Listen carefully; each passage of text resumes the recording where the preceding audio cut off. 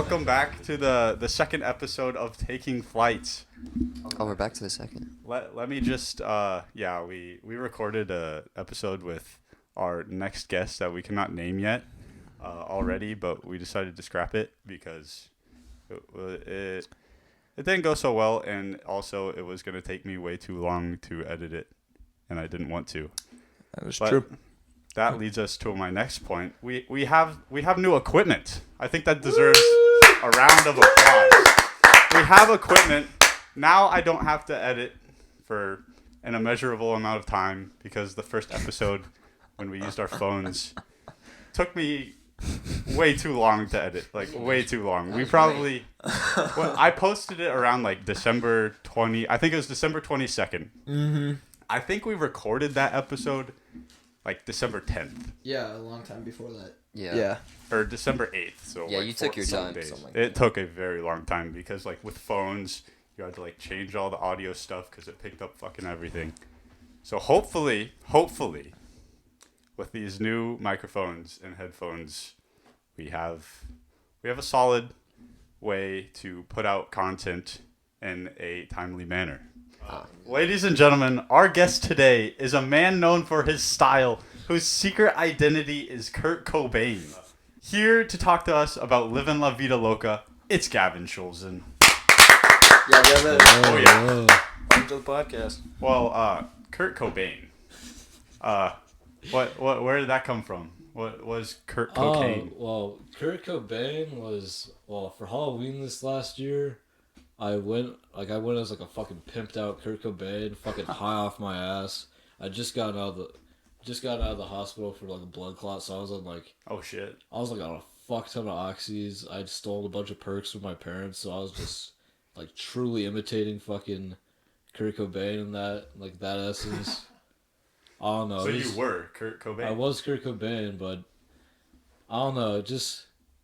I've always just like people have always told me, or like not always, but like recently people have told me I like resemble like Kurt Cobain just in the way With the hair. Yeah, the hair mainly, and just the way I hold myself, I guess. Is your middle name Donald? No. Kurt Donald Cobain? No. What's your middle name? Kent. Ooh, Kurt Kent Cobain? That's pretty sick. That works. It rhymes. Kurt Cobain came from I think an acid trip. All right. Where it was like we were all this is like the last night, like the first hotel I was staying at. We stayed there for like maybe like 2 weeks, racked up like a fucking $2,000 bill.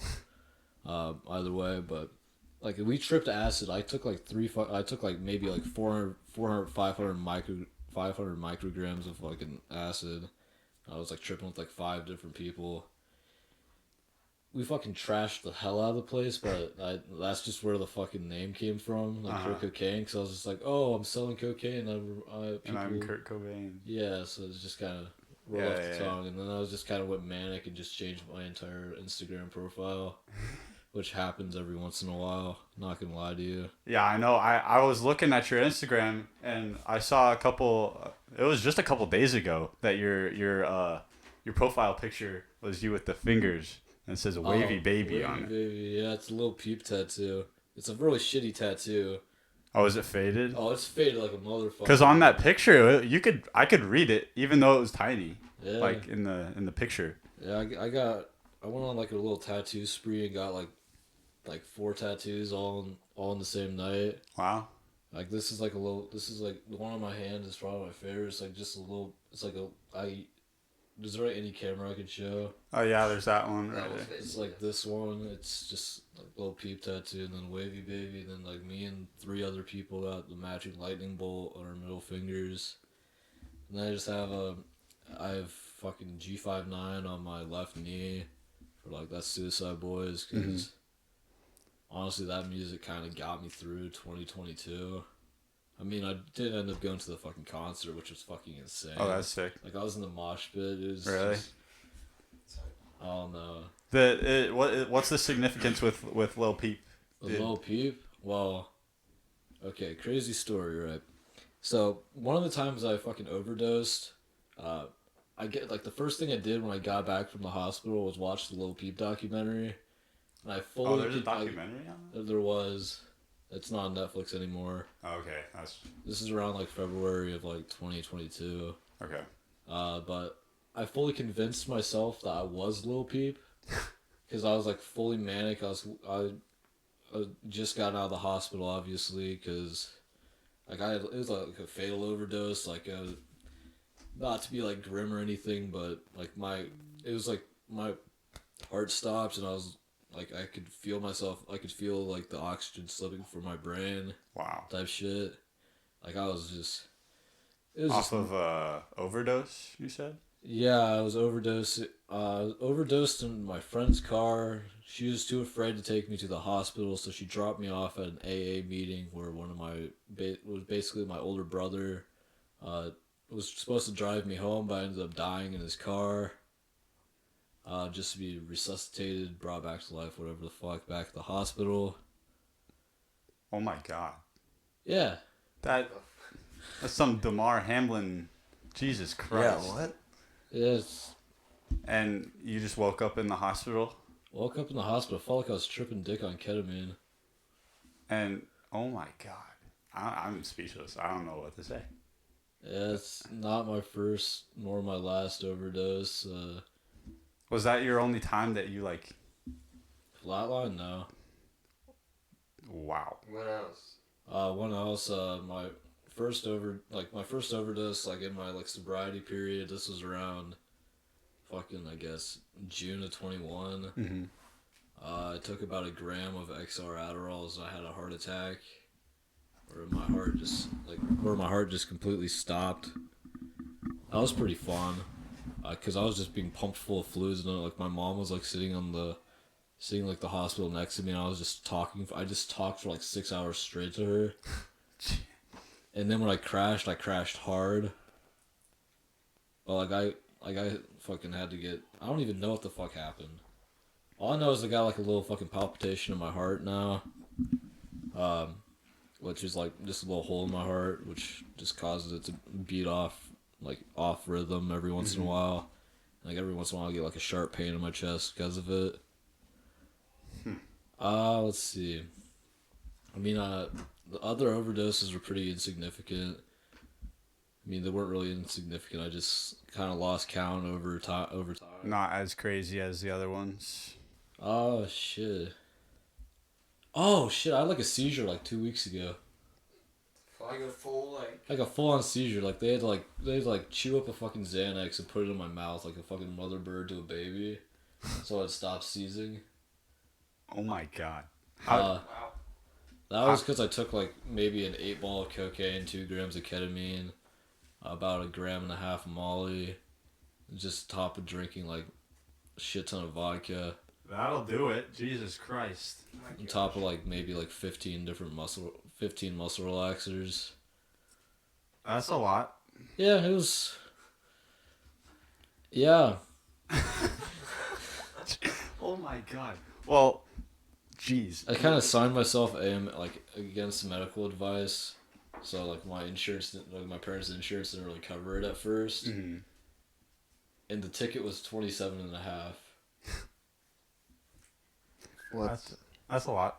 Yeah. Did not having insurance at a hospital will. Oh, it fucked me over. Yeah. Like, my mom was like dead ass debating on like completely taking me off of her insurance That would be so bad. and putting me on Medicaid, but luckily insurance pulled through, and Wow. narrowed it down to like maybe just like $800 out of pocket. But that's just. Jeez, that's a lot that they took out. Yeah. Cause the minute I fucking woke up in the hospital, I said, "Get me the fuck out of here." They kept me for 6 hours longer than I needed to. Oh, and they charged you for it? They charged me for all the fucking fluids they pumped into me. I mean, the ambulance ride itself is like $480. Mm-hmm. I mean, I've kind of racked up like maybe 6 ambulance rides in the last 2 years. That's not normal. No. Most, like, I would say like 3 of them were to go to the psych ward, which not very fun. Psych ward's a pretty shitty experience, but it did allow me to depersonalize in peace, which was not really that beneficial for my mental health. Oh, it wasn't? Because like I have like borderline personality disorder, which kind of causes me to like just completely dissociate from like like people, like social situations. Like I can be in a room full of people, like a room full of my like best friends, and I can just like pop out and just completely just like feel like shrouded by like emptiness, I guess. I don't know how to really describe it, but I just like, completely depersonalize myself from everything that's going on around me, and I just enter my own world. But It's like a crazy daydream kind of thing. yeah, All right. Well, this stuff is very interesting. I think to give some context to what we're talking about, let's take it back to like the very beginning of all of these things that have been going on. Before then, you went to our school. You went to Cedar. went to Pleasant Ridge, You went to Liberty Pleasant View Ridge, Elementary, and then Pleasant Ridge Middle. Pleasant Ridge Middle, which is the other middle school that we went to. Went to Blue Valley West for 2 years, right? Yeah, just about. Just about 2 years. Left sophomore year. Yeah, spring break sophomore year. No, I left right before finals. Oh, well, that's great timing. Yeah. You just Yeah, get no, out. I remember that- you were because we sat next to each other in Hella, and then Yeah. you just like disappeared, like you just weren't there. Yeah, I have that effect on people of just straight up disappearing. Yeah, Yeah, and I was so like, what happened to you? And you just like, I don't know. I was talking to Abby the other day, and I said that we were gonna have you on the podcast, and he's like, "Oh yeah, sweet." And then he said something about you living in Arizona. Was that true at any point, or was he just Living in tripping? Arizona, I was in Arizona for a while. I was in Arizona for about a week last summer, because like this sobriety group I'm part of, like it's like sobriety groups in majority of like the major cities. It's like like Atlanta, St. Louis, Kansas City, Denver, Phoenix, Sacramento, Tampa Bay, just all over the place. Just either way, we all fucking gather in the fucking deserts of Phoenix, fucking temp Arizona. Hot as hell, probably. Hot as hell. Hot as fuck. There's like fucking 40, 50 people like crashing in one fucking like small apartment. Oh my god. It was fucking hell, but it was a lot of fucking fun. Well, that's good. We were fucking like having raves in the desert. Like one day, like we were just, like me and this one dude, like we're just doing like airport. I flew in early, and like a bunch of people were like flying in the next day. So me and this one dude just like fucking like took this chick's minivan. We're just doing airport runs the entire fucking day. Just taking people to and from the airport, just dumping them all off at this one apartment. The was like landlord didn't say anything about it. Just there's No. 50 people in this one apartment. No, like the first night that I was there, we played like this huge game of like cops and robbers, basically. Where it's like, fuck, it's called fugitives, where people like fucking run, and there's people in cars that have to chase them, and then if you see somebody running, you get out of the car and you have to go tag them. Oh, okay. That was over like the entire fucking city. Like we did that. How long did that take? I don't know. Like I was just fucking around with some people from Denver. We were just like drifting around corners and shit. It was just a lot of fucking fun. Like I've generally made like some of my like closest fucking friends through doing shit like that. Doing that, yeah. But like I was there for a week. We had a fucking like a rave. Like it was fucking insane. In the desert. Yeah, rave in the fucking desert. Like I had a lot of fucking cool conversations. Told my life story like I don't know, like 10 different times. Met so many fucking cool people. I don't know. I mean, it's definitely like some of the highlights of my life. I mean, I was completely sober too. That's good. Going to a sober rave. Going to a sober rave, I've been to like 3 of them. It's Really? fucking insane. Damn. Like Because one then in you St. actually Louis. know where the fuck you are. Otherwise, You know you're where- yeah, on a you- different planet. Oh, you're on a different planet. No trust matter me. what, yeah. Yeah. All right. Well, going back to you know, being at school and then just disappearing. Take us through, you know, the beginnings of your addiction, and you know Okay. how that developed, and like how at the very beginning when you first took your first hit of whatever, like did you get like peer pressured into it? How did it like begin to develop slowly over time? Well, this is like kind of like an off case thing, but the first time I ever drank was when I was like 9 years old. Like the first time I got like fucking pissed drunk when I was like 9 years old. Wow. My uncle just kept on like, is that my cousin's wedding? Mm-hmm. My uncle. Oh Was yeah, just, weddings. You gotta. my uncle was just feeding me Jack and Coke. Wow. That was fucking insane. But then like aside from that, I was pretty fucking. I was like a dare kid, believe it or not. I was Like you do anything? I'm not gonna do anything, like ever. I'm not gonna put any drug in my body. Oh. So Okay. then like freshman year, or like I guess the summer before freshman year, I started like making new friends, like different friends. Like I met people from like Lakewood, Mm-hmm. met people from like fucking Blue Valley Middle. Just like we all just came together and had a lot of fucking fun. Then like one day there was this one kid. Like I was like basically like brothers with, I was basically brothers with one guy, and then one day this other dude shows up, has like a fucking dab pen. I'm just like, yes, please, like right fucking now. What? Like you had never done that before, right? Never So smoked weed why before. why was it just like instant? I don't know. I guess I've always been a dope fiend. You just like were like looking for it, and you're just like, oh, it's right here in front of me. Let's go. I'm like, I've heard like I've obviously like heard like stuff about weed and like songs, like just pop culture, seen it on like movies and shit. Mm-hmm. I like heard about it and like, oh, this seems pretty fun. So then when you got presented then with the opportunity, you're like, I fucking just took it immediately. Let's well, do I it. guess nicotine was my first real addiction. Besides like stealing and lying. Stealing was just my whole life, but yeah, but fucking nicotine I was spending all my fucking money on. Mm-hmm. Like I was just doing it on the weekends, really, because I was still playing soccer competitively. Mm-hmm. So that was like majority of my fucking life. Like I was like Tuesday, Thursday, Friday, Saturday, Sunday was just soccer. Mm-hmm. I guess Monday, Wednesday were my only days I really smoked weed. Like at the beginning of it. Then I discovered fucking Adderall, methylphenidate, Ritalin, Vyvanse, whatever you want to call it, Mm-hmm.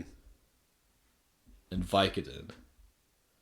Vicodin, I discovered Vicodin first. It was like one day I was just like going through my dad's medicine cabinet because I was bored, as one typically does. Or it's just something that's normal. just something I did a lot. Like I was just find random pills to take. That sounds fucked, but it is fucked. But anyways, that was the first time I overdosed.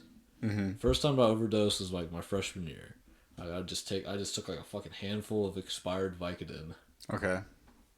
What like I'm hearing you on all these things, which is fucking insane. But like what? I just completely lost my train of thought. Like where did this come from? Like at what point were you just like from what you have explained so far, you like went from 0 to 100 like instantly. Like was there like things like early in childhood besides like, going blackout drunk at a wedding? Mental health. Slowly up. I've been like suicidal since I was about like 8 years old. That's Wow. just due to undiagnosed mental health issues. I've had ADHD. I've had insomnia. Fucking MDD, GAD, whatever. I've just All the stuff. PTSD on top of it. A lot of PTSD. A whole lot. PTSD from what? That can you say? Childhood. Huh? Childhood. Yeah. PTSD from childhood, and then I got more and more as I continued using. Because when you're using drugs, you're basically putting your body under trauma, and then you just get put in these situations where you're completely out of control, and shit happens. Mm-hmm. Like the easiest way to put it is just shit happens. Yeah. The PTSD from childhood, was that like some shit you don't want to talk about, or? I'm not really trying to air anything out on that. Yeah. All right. I mean, it's just I don't know. I learned each individual member of my family's footsteps. I just learned who they were based off of that. I was extremely paranoid. Had sleeping problems, just extremely anxious, extremely unmotivated. I had very few friends. I was very fucking lonely. This was all just like elementary, middle school. Mm-hmm. And so, did you find friends through that? Like, was that another way for you to have more incentive to keep Drugs using were my way into way into like a normal life, or what Okay. a quote unquote normal life. Drugs were what brought me friends. Okay. It's freshman year. I started fucking partying. I was just like, oh, fuck it. I'll just drink on the weekends. I'll just smoke on the weekends. I'll just quit soccer. I'll just show up high to soccer practice. I'll just show up hungover to soccer games. Just fucking just Mm-hmm. slowly started to give less and less fucks. Okay. I would just not do homework, or I would just take a fuck ton of uppers and just do all my homework. Mm-hmm. Which is normally what I did. I would usually just not do anything, and then I would just fucking like And just binge knock it out. everything in like the span of like 2-3 hours. Mm-hmm. 'Cause, I mean, I was fully capable of doing it. I just didn't want to. Yeah. I was gonna ask that because on the way here, well, we had to go pick him up because he's a G and we got to give him a ride. We were talking about how you were in the gifted program at one point, and I asked the question about how did you ever possibly think that you were almost too smart for where you were at in some points, to where like this is me thinking where like drugs could also get you to like your brain to like calm down. Well, I guess I'm gonna change my answer from before. I was put under very high expectations from everybody, from whether it be school teachers, like Academic teachers, wise? yeah, academic wise. I was put under a lot of fucking pressure to basically perform to the way they wanted me to, or the way I was supposed to. Do you think that was because you were just in the gifted program? So Do you remember those map tests we took in elementary school? I scored really high on that one time when I was in 3rd grade. They took me to the school psychiatrist, and I was just in gifted after that. Yeah, because After a you did math say you were test? very After a map test, after I took a psychiatry test. I mean, well, in kindergarten, I was supposed to skip a grade ahead because my IQ, I've always had a high IQ and a low EQ, which is like your emotional intelligence. Mm-hmm. Like, I deadass think I might have like a form of like mild autism. Like, that's not in any disrespect at all. It's just Mm-hmm. Yeah. I struggled with social cues my like majority of my life. Struggled with like picking up like social situations, like what was going on, reading body language, shit like that. Mm-hmm. Like conversations, people like hinting towards stuff. I just couldn't pick up on that. It was hard for me to make friends. Could you trace that back to possibly not having, many friends in elementary school? Like you mentioned how you didn't have many friends. Do you think that having that low EQ could have like affected the way that like different There's a lot of different confrontations like that? factors. There's like how strict my parents were growing up, my brain chemistry, undiagnosed, whatever. Mm-hmm. There's a lot of different factors that play. I mean, Was hard the to like, kind of narrow it down to one specific. Yeah, of course. Did you have that kind of pressure from your parents? What kind of pressure? Like the academic pressure, how you were talking Yeah. about? You did? Yeah, my grandpa was some high up government official. Really? Like, not high government official, but he fucking was basically in charge of the entire West Coast, like for the government banking. I don't fucking know what it's called. But he was like some like high and mighty dude, not high and mighty, but he had like fucking dinner with the fucking president type shit. Mm-hmm. Never there for my dad, so my dad didn't know how to fucking raise a kid because he didn't have a father, gotcha. basically. My grandpa raised me. My grandpa was my father figure. Mm. Fucking hated it when I had to go home type shit. Yeah. I've always been like smart. I've always been able to talk about fucking anything. Yeah. I've always been able to have intelligent conversations about fucking anything from like politics, economics, chemistry, whatever the fuck, from like a very young age. That type of shit I just grasp like that. Yeah. Like I'm really good at like pattern recognition comes really fucking easily for me, which is why it's so fucking, I guess, easy for me to like pick up on new things, like learn new things. Because I love learning new things. I absolutely fucking love it. Yeah, you can definitely do a lot with that. You can go a lot of different ways very easily. I've always like, even like when I was in elementary school, I wanted to be an engineer. Oh yeah. And that was something that's been consistent throughout my entire fucking life. In what way? Because there's like a bunch of different types of engineers. Well, for a while I was mostly focusing on mechanical engineering. That was before I started like deep diving into different types, and then for a while I was really big into aerospace engineering, like like planes, fucking satellites, spaceships, shit like that, or spacecraft. Yeah, that stuff's cool. And then chemistry. Chemistry was like I was really fucking big into chemistry, like Really? 4th and 5th grade. And then my interest in chemistry just went up from there, which is another reason why I'm really good at mixing drugs. Because I like understand how they work chemically, like how they like impact different neurotransmitters in your brain, like which neurotransmitters fire with certain chemicals. Wow. How your brain and your like respiratory system react to different combinations of drugs. Did you have like a chemistry class in elementary school? Because like we No, didn't have any chemistry. I was gifted. I was like all. And you did that kind of stuff in gifted? Yeah, I was just able to fucking research anything. Oh, you did it on your own time. I was like Oh, my own time. At the gotcha. end of the day, it's like the last like 45 minutes of like school. We had like little projects that we like worked on throughout the year.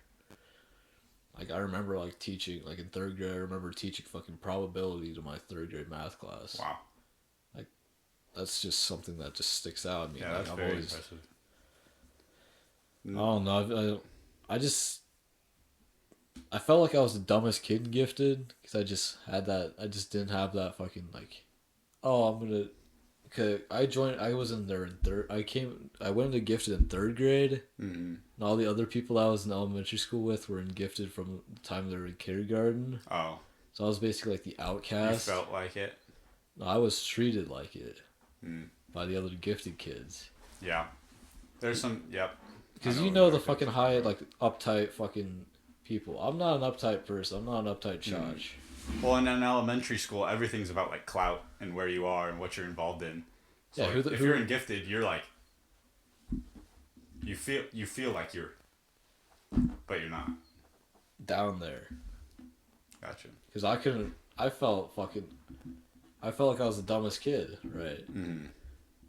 I constantly fucking lied about my fucking math test scores because like I thought what score you got was how smart you were. Yeah. And there's people that weren't gifted that were getting higher scores than me. Yeah. So I'm like, oh, I'm fucking stupid. Which is very easy to like come across when you're in elementary school. Yeah, so I've always had that low self-worth of, oh, these people are better than me, I'm less than, all that shit. Which many of elementary school kids are not even thinking about. They're like, ooh, I have a bigger number score than him, so it's not good. Or not good. I don't know, I always compared myself to everybody else around me. That's I've always struggled with gratitude. Just being grateful for what I have and just genuinely accepting that I have these limitations. Yeah. I have like that I am who I am. I don't know. Which you can't go back on yourself for that because again you're in elementary school. Yeah, and then I didn't think about gratitude until last year. Like I knew about it, but I didn't like actively think about it, you know? Yeah. So like to think that you really needed it in that sense is crazy to me. I don't know. About like 8th grade, I stopped. Like all throughout middle school, I didn't give a fuck at all because I knew it didn't affect my GPA.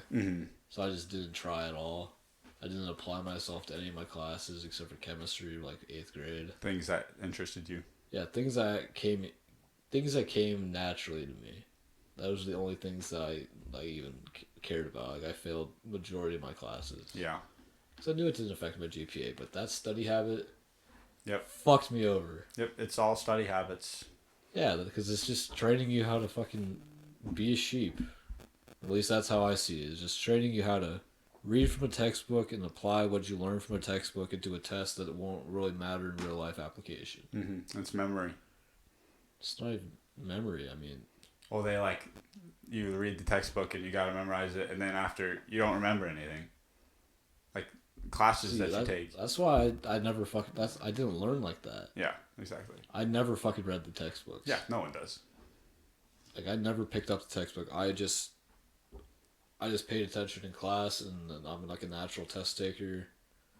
Especially with like history, math, science. I'm just those ELA, I guess.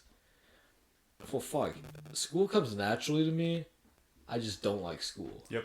I just don't like the idea of it. I don't like anything about it. Just, you know that you're smart, but the way that they're teaching it just doesn't fit you, which is completely understandable. Yeah, it just makes me sound like a fucking bad guy. Almost. Everyone is like that.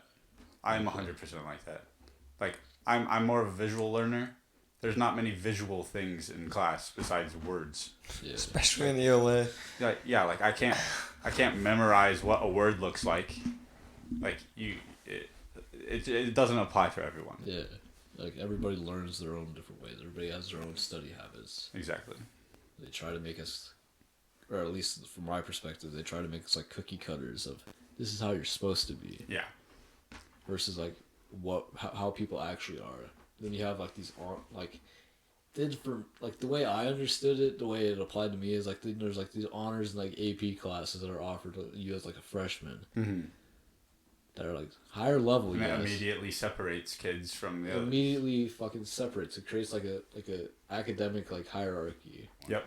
Yeah, I mean, I just got my own special learning. I just got my own little special area where I could just fuck around. Mm-hmm. All I did gifted in middle school was just nothing. It was just fuck around. Yeah. But that's all I did in gifted class was work on math homework. Mm-hmm. So I just said, what the fuck's the point of this? Kind of thing. Yeah, so I just dropped out of gifted like 8th grade. So I was like, what the fuck's the point of this? I'm not doing extra fucking bullshit for you. Like, I don't need a fucking IEP. I don't need you to track where. Basically, what the IEP was is like, okay, here's the next 4 years of high school. What classes are you going to take? You're in 8th grade. You don't fucking know. Oh, you're in gifted. All AP classes. All honors classes. Yeah. Because that's what's expected of you when you're a gifted kid. So I go into Just because you're smart doesn't mean you know how to be smart. So I went into AP Hug, fucking honors bio, all this shit, zero study habits. Failed the fuck out of it. Because you can't biology you can't fucking memorize. You can't, I mean you can, but who the fuck wants to? Mm-hmm. Ah, fuck school. Fuck school. Alright, well, first of all, Alex, could you turn off that space heater thing? I'm like sweating right now. I don't know how, but try. So we had a lot of good topics on the ride over here. So I want to go back to your experience with rehab and what the hell the Yeah, okay. Your story, you said like one of those rehab places was like a cult or something. yeah. What's Explain with that? Oh, this is big controversial. I love And it. what did you do on a daily basis at that place? Shit, engaged in homophobic, racist behaviors. I mean, it was just all white Johnson County kids. Or it was just, like, I say that and, like, I don't mean disrespect of it. I'm just, like, putting things into perspective. Like, it's just all fucking, like, it's just people that's parents were willing to throw money at it. It's a fucking cult, like, in that way, I mean. Where was it around here? It's around here. It's right by West, actually. It's full circle. It's off of 159th and Antioch. It's behind the Quick Trip. If you keep, like, do you know the Quick Trip? Oh, really? If you keep going back, Yeah. like, all the way. Oh, It's that close. It's that close. yeah. And then there's one in Martin City, which is, like, the outpatient program that I was a part of. Because Because you said that you went to a lot of places. I went to. You listed like 15 different things. What was that? Okay, I started off by going to a support group, which is Full Circle. Full Circle, they offered just about nothing. So I was fucked. I was like withdrawing. I was like completely manic. So they said, okay, go to this outpatient program. It's $40K. Your insurance won't cover it. It's completely out of pocket from your parents. That's like kind of like a red flag to me looking back on it. I'm like, okay, I'm gonna join outpatient because that's what all my friends are doing. Mm-hmm. All my friends are just as fucked up as me. But you don't have to stay there. And then I was an outpatient for like a month.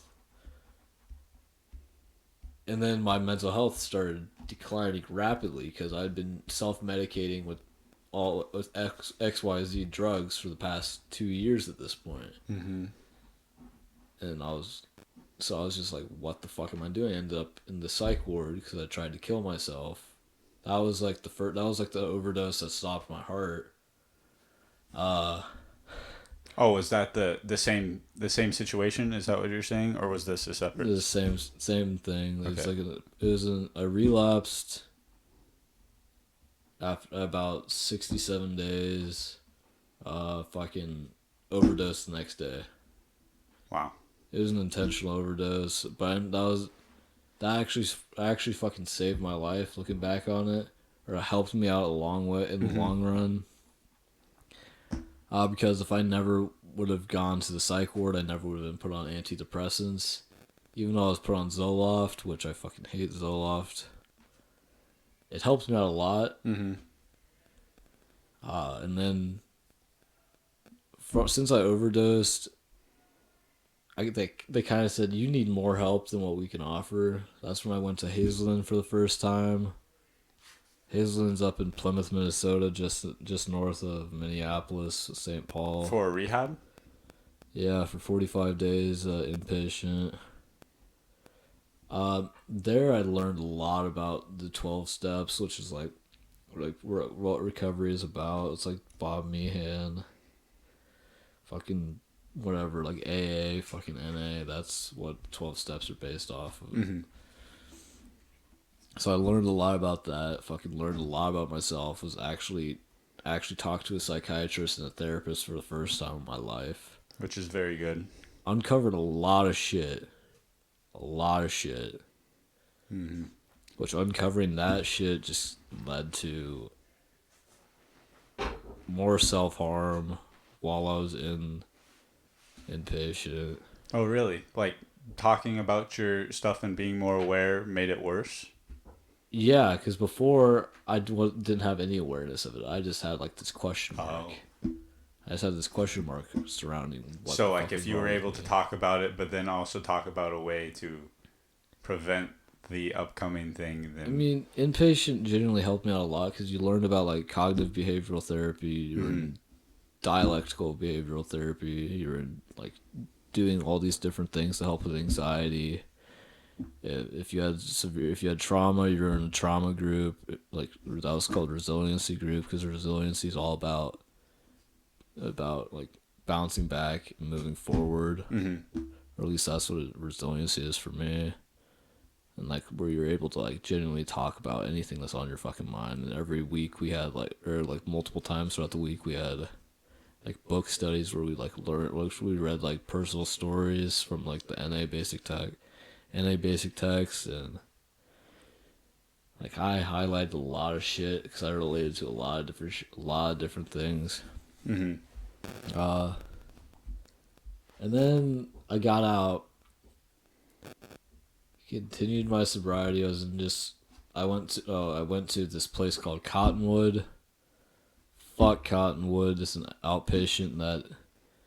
Where was this? Where is this? It's like 135th and. Oh, it's local? Local, yeah. It's 135th and Black Bob. Okay. I was there for like 30 days. Fucking hated it. Because it wasn't like a sobriety first thing. It was a mental health first, which wasn't what I needed at the time. Okay. And there's people offering me drugs all the time. Like there's people like offering me fucking Klonopin. Like one time this chick took me home and fucking shoved a dab pen in my face, and I said no, fuck you. I don't know. Yeah, But then I ended up I was like sitting on top of a park garage, and I kind of realized that I was fucked because nothing fucking changed. Oh, really? So I went back into Crossroads. Okay. Successfully completed it. That's good. I had about 6 months sober, right? Mm-hmm. And I was put in the real world. And no help. Nothing. Relapsed a week later. Mm-hmm.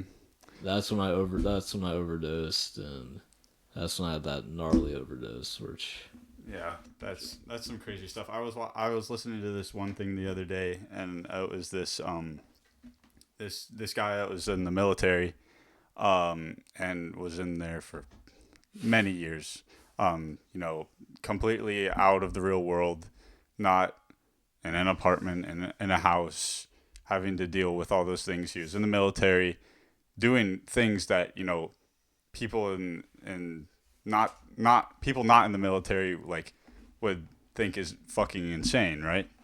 He said that coming back to the real world after experiencing these things that you can't even comprehend because they're so crazy. He said that coming back into the real world was actually much, much, much harder than it was experiencing things that you'd think would be way worse. So I can totally understand how coming back into the real world after that is just like there's no help. I almost had like this Stockholm syndrome type thing where I felt safer. Like I felt more a part of myself when I was completely detached from society. Mm-hmm. Because in rehab, that's what you are. You're completely detached from the entire outside world. Which is probably part of the point, right? It is. It's like to offer this like utopia. Like the only thing that can go wrong is whatever the fuck you do. Mm-hmm. Yeah, The only way you can like fuck up is if you deliberately go out of your way to fuck up. Mm-hmm. It's like basically they walk you through it. And you get like this treatment plan in every week and a half of shit you do, and you work on it every day. You work on something every day. You learn something new. Basically, you like uncover more and more shit about yourself, mm-hmm. and then you talk about it in group, or you talk about it with the staff, or talk about it with your peers. You're just constantly just talking about yourself, constantly just learning more and more about yourself. Mm-hmm.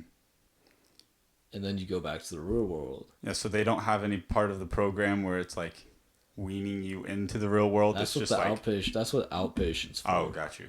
Okay. But there's which is like what exactly? Outpatient for me was Cottonwood was like 9 to like 3, Monday through Friday. And then you go home.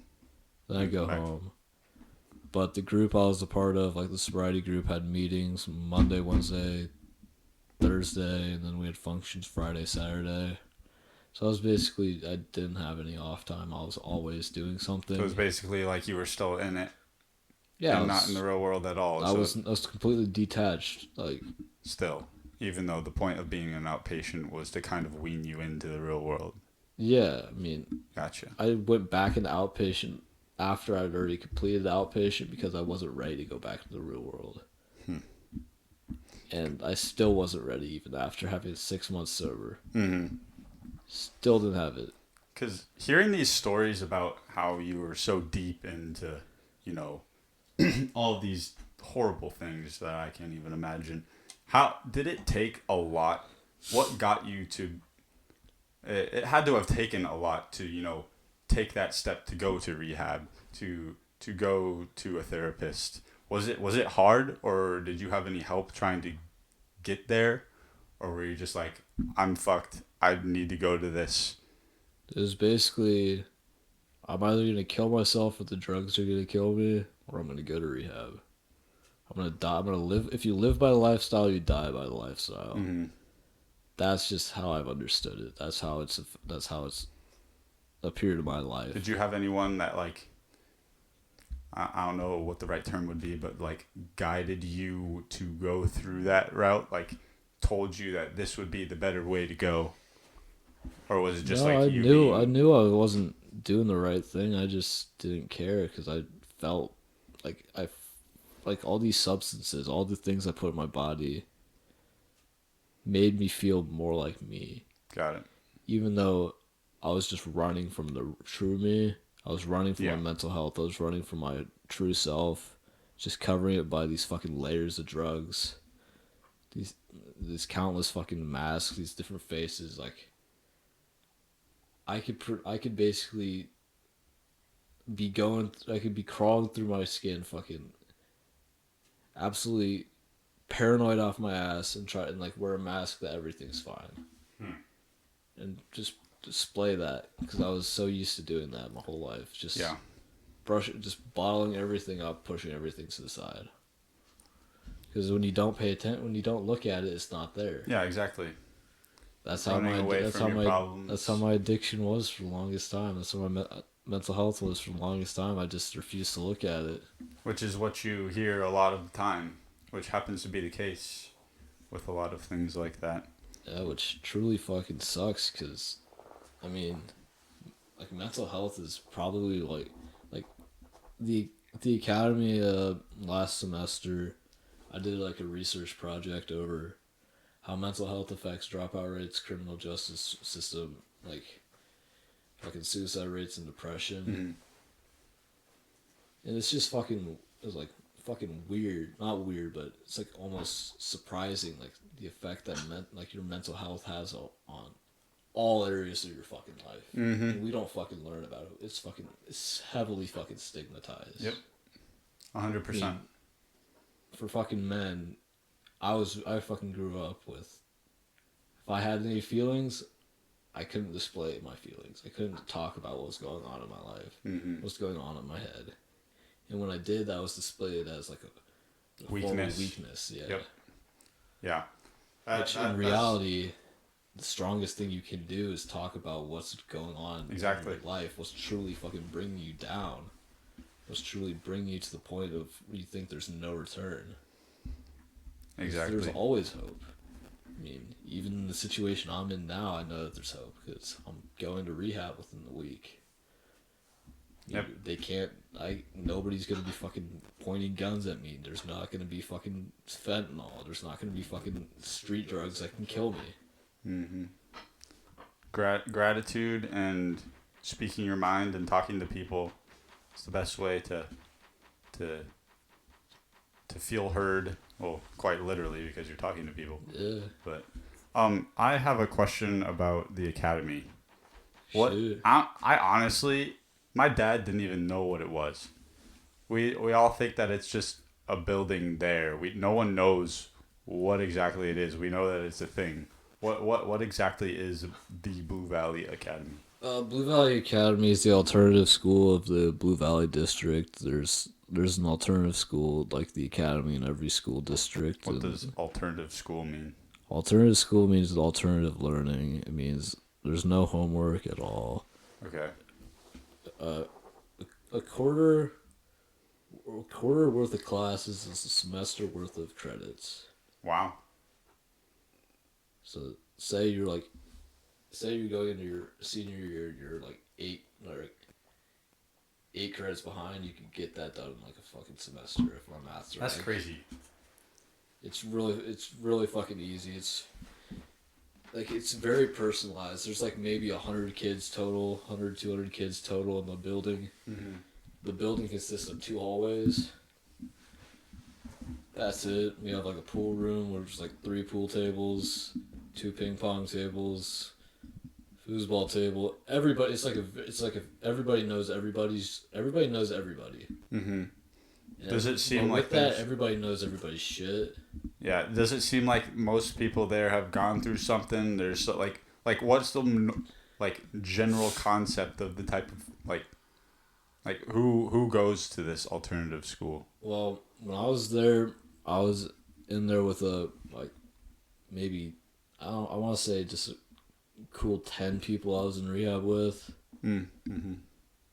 So it's like people like that, people that been to rehab, people that have been like just shipped away, like their education is fucking put on pause for a little bit so they can work on themselves. Mm-hmm.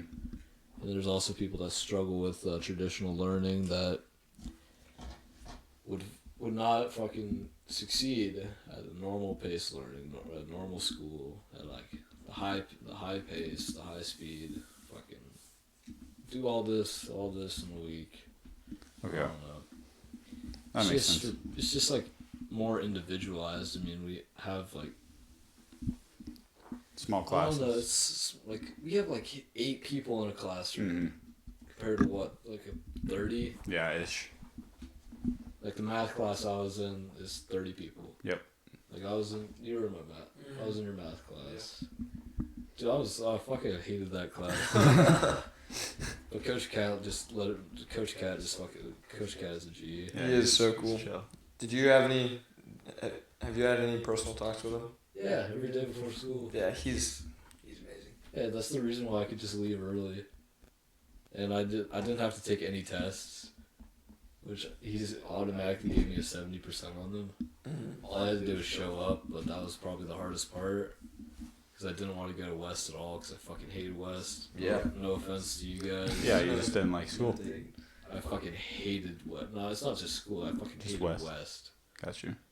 Because West didn't do anything for me. The people I surrounded myself with, fake as fuck. Understandable. Majority of the people in this district are fake as fuck. Yeah, I can agree with that. Everyone's worried about themselves and not about other people. What they don't realize is if you help other people, it will in turn help you. So I got a Keep question. what you have by giving it away.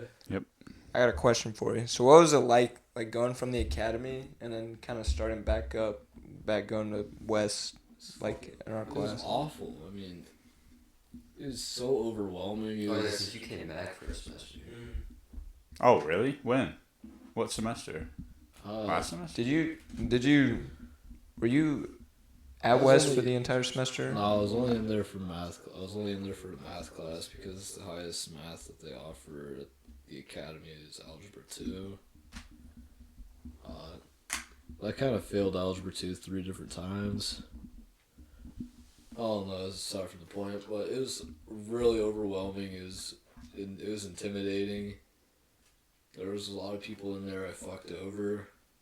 But now that I put the academy into place, there's a lot more people at the academy I fucked over. I don't know, it's just weird. Like, 'cause I never thought I was going to be back in that building. And having to go there every other day just sucked. Brought back bad memories. Brought back bad memories of just bad times. Mm-hmm. To kind of lighten up a topic, was there anything that you used to get off your mind, like skateboarding? Every time graffiti is big for me. I love streetwear, fashion, thrifting, fucking amazing. Graffiti, as in making graffiti? As in just tagging shit. Yeah. Like you type shit. It's a lot of fun. Like, I have a picture. Dude, yeah, see some graffiti. I fucking love graffiti. You said something about thrifting. Thrifting, Is I that love thrifting. just kind of what your style is based on? Like, where does your style come from? I have like big inspiration from the '90s. I fucking love vintage Izod. Vintage Izod sweaters are my shit. A lot of my style I've like influenced like some of my closest friends I met through rehab. I mean, like rehab kids versus normal kids. Like, there's kind of like a distinguishable style difference, or at least for me, I can see that. So I mean, I've always been big into fashion. I just never knew how to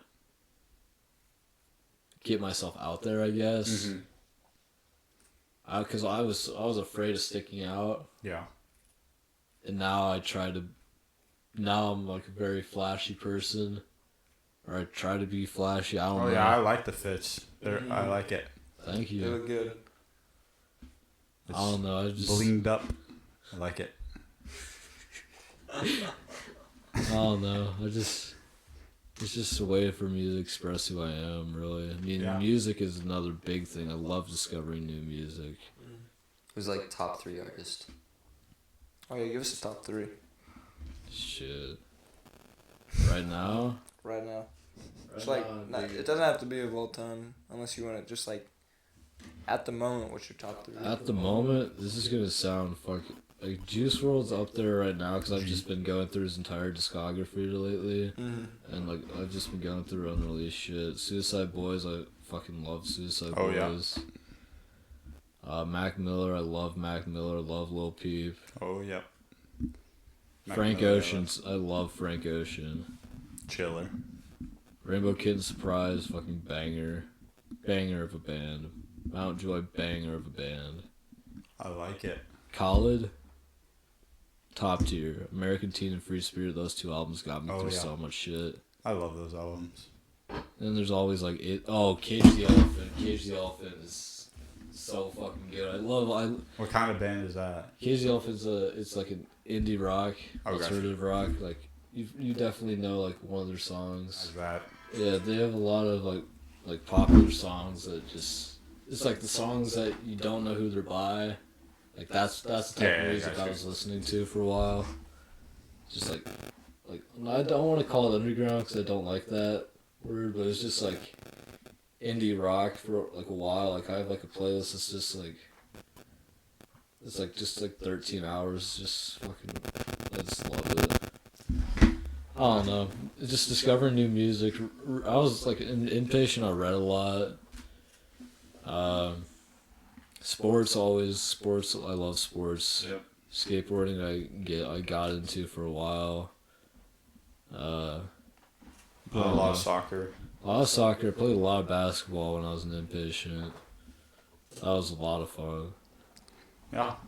I don't know anything else that you'd like to say about, anything that you'd like to give out to the world? Fuck drugs. Don't do drugs, kids. No, doing drugs genuinely helped me find out who the fuck I was as a person, but it also ruined a lot of things in my life. I mean, drugs are an easy way to escape, but there's a lot healthier ways to escape. Or there's a lot of healthier ways to deal with your problems than to use drugs. I mean, smoking weed is one thing. I mean, smoking weed helps to an extent, but if you're at the point where you're like taking Xanax or you're taking Xanax and smoking weed and drinking alcohol and just taking like all these different substances, I don't fucking know. I mean, I can't talk. I've done just about fucking every substance. Don't become lenient on drugs. Don't become reliant on other substances to get through life. I don't know. Just through self-reflection, one finds. I mean, as hard as it is, just fucking take a long, hard look in the mirror and see who the fuck you see. Or look at who you see. If you're unhappy with who you see, don't fucking beat yourself up over it. Just try to fucking change. Just Talk to someone. Just take one fucking step, one right action, one positive action, one thing that's fucking that's bettering you in some way, shape, or form. Whether that just be fucking smiling, for example, or fucking going to therapy, seeking out psychiatric help. I mean, I can't stress that enough. I mean, I've been at the highest highs where I felt like I was on top of the fucking world, and I've also been at the lowest worlds where it feels like the entire weight of the world is on top of my chest. I mean, I know I'm not the only one that deals with that. I mean, we all deal with that. I mean, we're fucking human beings. Like, all of us have been fucked. All of our mental healths are fucked. We just don't have an outlet. No matter what it looks like on the outside, there's always something on the inside. Yeah, I mean, my only piece would be try to find your outlet. Try to find your way of fucking expressing yourself. Because if you don't express yourself, you can't get help. You can't truly find out who you are. Because for so long, I had like this identity crisis where I didn't know who the fuck I was because I was so like ashamed of being different. I was so like, I don't know, I guess. I don't know how to phrase it. I was so, I was against being different. I was against going against the mold against society of what people want me to be, what my parents want me to be, who they want me to be. I just didn't know who the fuck I was. I don't know if that makes any sense. Oh yeah, it does. Don't go through drugs to try and find them. I mean, if you do it fucking carefully, because there's a lot of fucking drugs out there. There's always a fucking other option. Just fucking talk about it. Don't be a fucking pussy. Talk about your feelings. I like it. Well, thank you for Gavin. coming on to this podcast. Thank you for having me. This is a lot of for fun. saying your story. Thank you for listening and watching. This has been amazing. We love you, Gavin. This has been a journey. Fuck. I gotta figure out what See my you next right. time.